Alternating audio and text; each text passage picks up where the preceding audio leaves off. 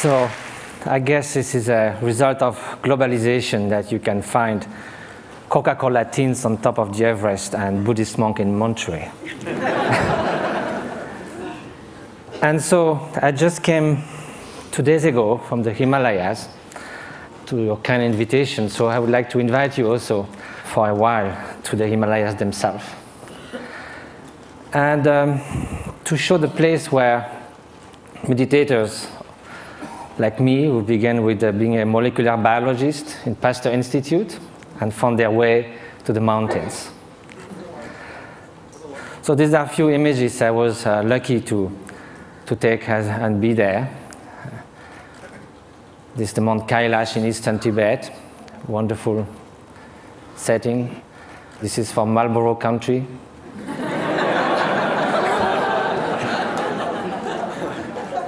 This is a turquoise lake, a meditator. This is the hottest day of the year, somewhere in eastern Tibet, on August 1st. And the night before, we camped, and my Tibetan friends said, we're going to sleep outside. And I said, why? We have enough space in the tent. They say, yes, but it's summertime.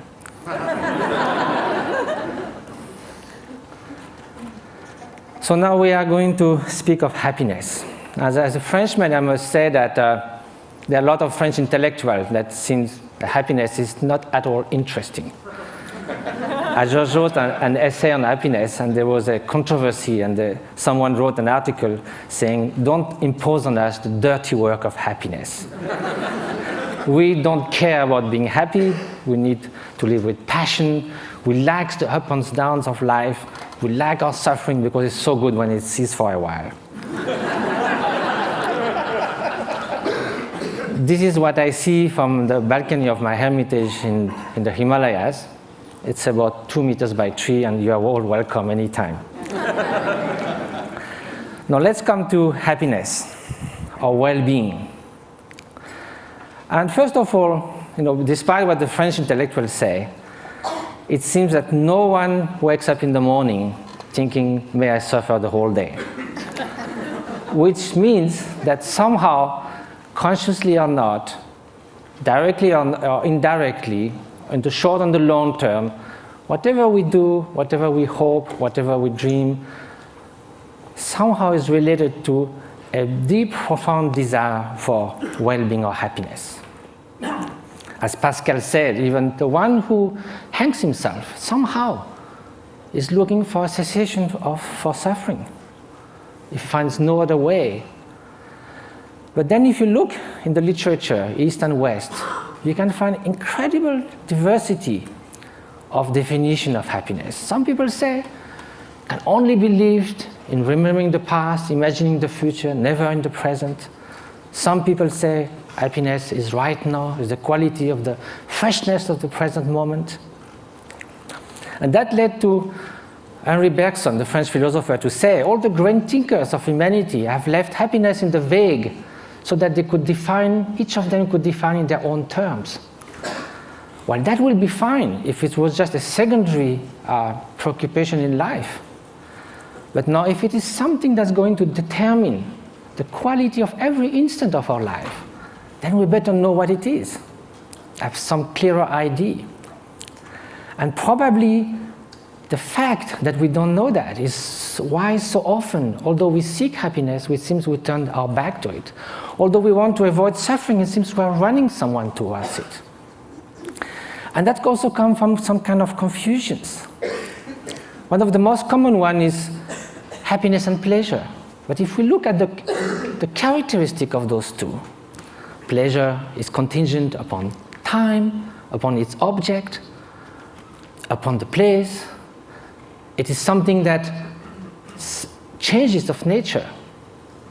Beautiful chocolate cake, first serving is delicious, second one, not so much, then we feel disgust.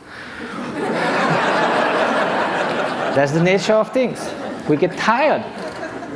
I used to be a fan of Bach. I used to play it on the guitar, and I can hear it 2, 3, 5 times. If I had to hear it 24 hours non-stop, it might be very tiring. If you are feeling very cold, you come near a fire, it's so wonderful. Then after some moments, you just go a little back and then it starts burning. it sort of uses itself as you experience it.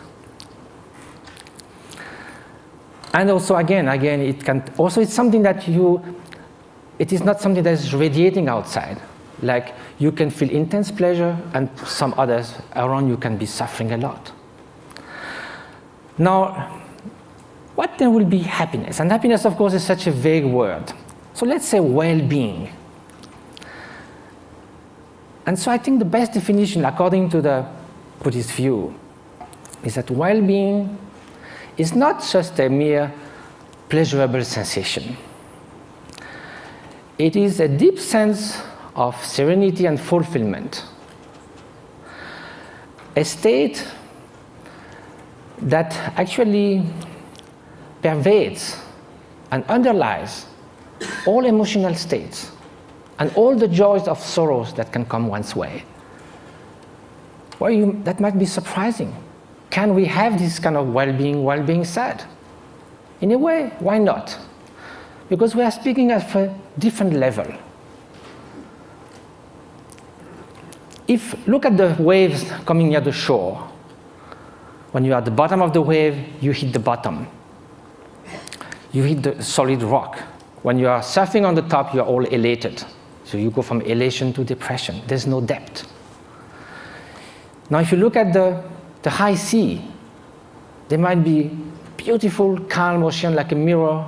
There might be storms, but the depth of the ocean is still there, unchanged. So now, how is that? It can only be a state of being, not just a fleeting emotion, sensation, even joy that can be the spring of happiness. But there's also wicked joy. You can rejoice in someone's suffering. So now, how do we proceed in our quest for happiness? Very often, we look outside. We think that if we could gather this and that, all the conditions, something like we say, everything to be happy, to have everything to be happy, that very sentence already bears the doom of destruction of happiness. To have everything. If we miss something, it collapses. And also when things go wrong, we're trying to fix things outside so much. But our control on the outer world is limited, temporary, and often illusory. So now look at the inner conditions. Aren't it stronger? Isn't it the mind that translates the outer condition into happiness and suffering? And isn't that stronger? We know by experience that we can be in what we call a little paradise and yet be completely unhappy within. The Dalai Lama was once in Portugal and there was a lot of construction going on everywhere. So one evening he said, look, you are doing all these things, but isn't it nice also to build something within? And he said, unless that, even you get a high-tech flat on the 100th floor of a super modern and comfortable building, if you are deeply unhappy within, all you are going to look for is a window from which to jump. So now, at the opposite, we know a lot of people who in very difficult circumstances manage to keep serenity, inner strength, inner freedom, confidence. So now if the inner conditions are stronger, of course the outer conditions do influence. And it's wonderful to live longer, healthier, to have access to information, education, to be able to travel, to have freedom. It's highly desirable. However, this is not enough. Those are just auxiliary help, conditions. The experience that translates everything is within the mind. So then when we ask oneself how to nurture the conditions for happiness, the inner conditions, and which are those which will undermine happiness. So then this needs to have some experience. We have to know from ourselves there are certain states of mind that are conducing to this flourishing, to this well-being, what the Greek call eudaimonia, flourishing.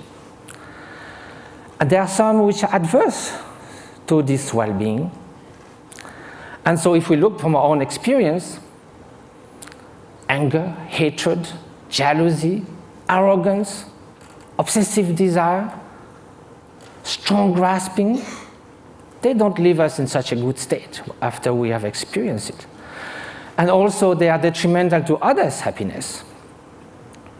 So we may consider that the more those are invading our mind and like a chain reaction, the more we'll feel miserable, we'll feel tormented.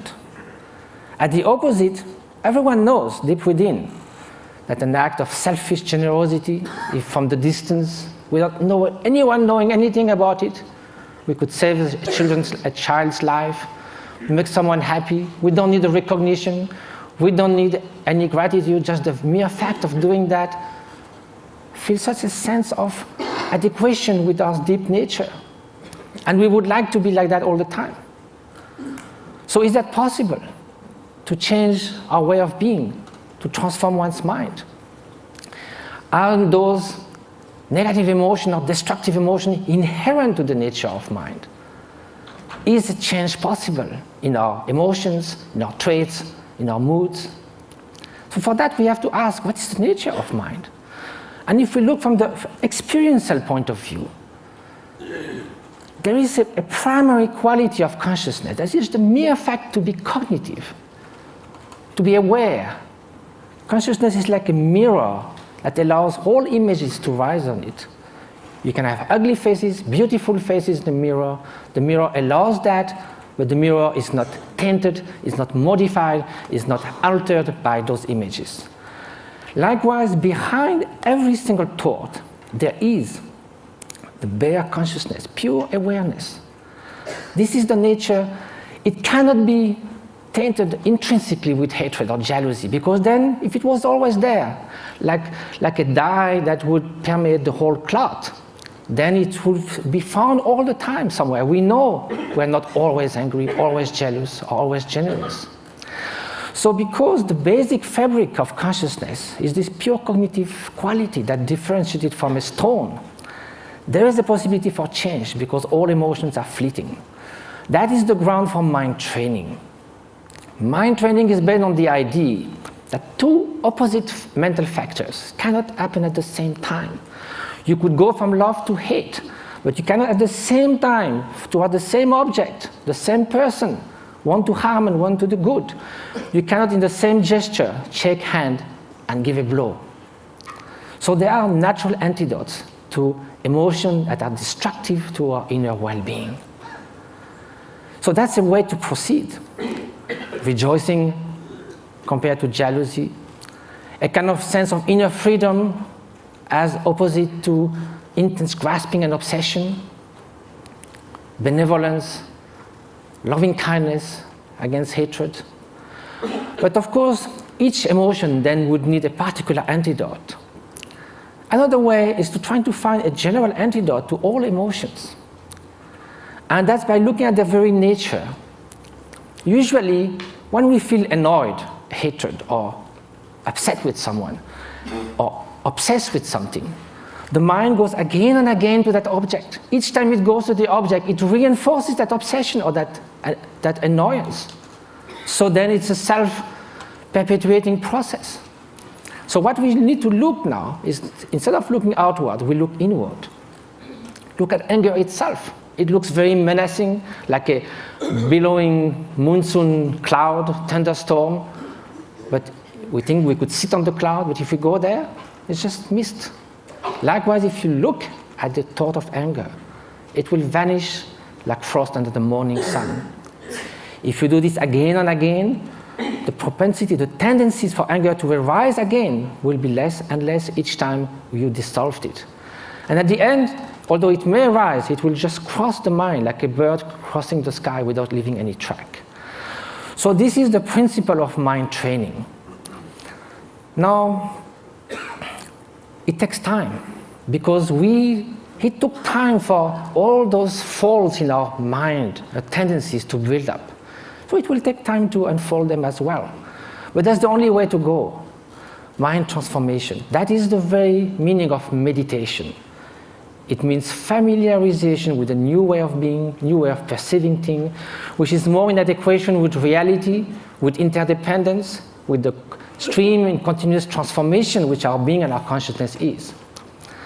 So the interface with cognitive science, since we need to come to that, and what was the subject of we have to deal in such a short time, with brain plasticity. Brain was thought to be more or less fixed. All the neuronal connection in numbers and quantities were thought till the last 20 years, thought to be more or less fixed when we reach the adult age. Now recently it has been found that it can change a lot. A violinist, as we heard, we have done 10,000 hours of violin practice. Some area that controls the movements of fingers in the brain change a lot. Increase and reinforcement of the synaptic connections. So can we do that with human qualities, with loving kindness, with patience, with openness? So that's what those great meditators have been doing. Some of them who came to the labs, like in Madison, Wisconsin, or in Berkeley, did 20 to 40,000 hours of meditation. They do like 3 years retreat where they do meditate 12 hours a day, and then the rest of their life they would do that 3-4 hours a day. They are real Olympic champions of mind training. This is the place where they meditate. You can see it's kind of inspiring. Now, here with 256 electrodes.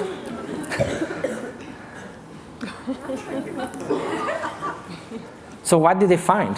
Of course, same thing, the scientific embargo.